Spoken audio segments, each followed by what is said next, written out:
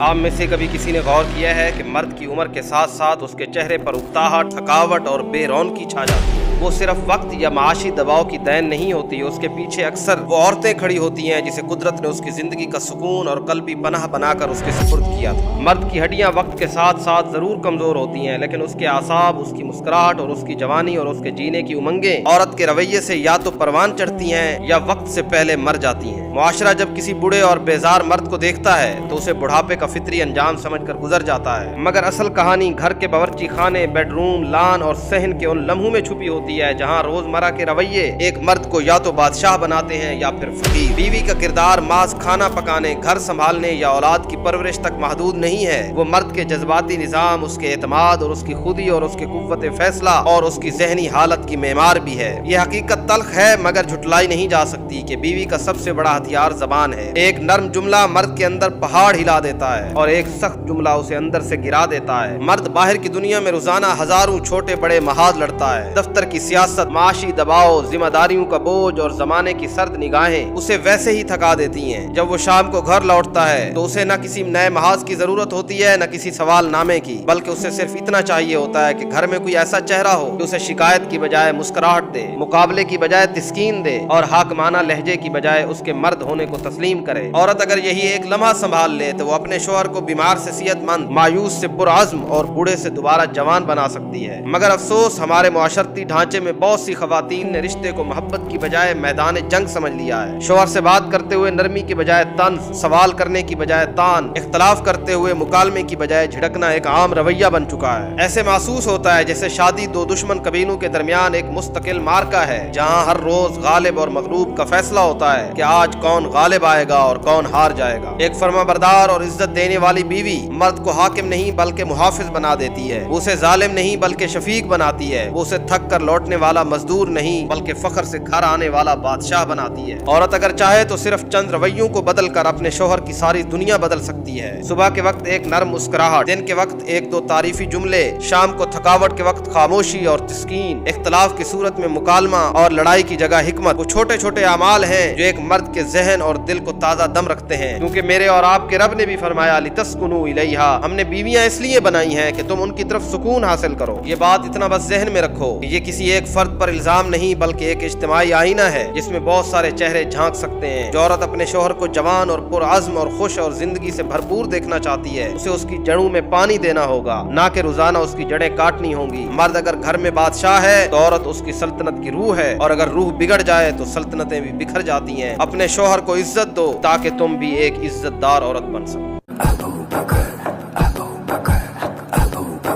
صداقت کا پیکر سمندر، وفا کا وہ غمخوار پہلا رسول خدا کا، نبی سے وہ نظریں ہٹاتا نہیں ہے، جہاں پر نبی ہے وہ اب بھی وہی ہے۔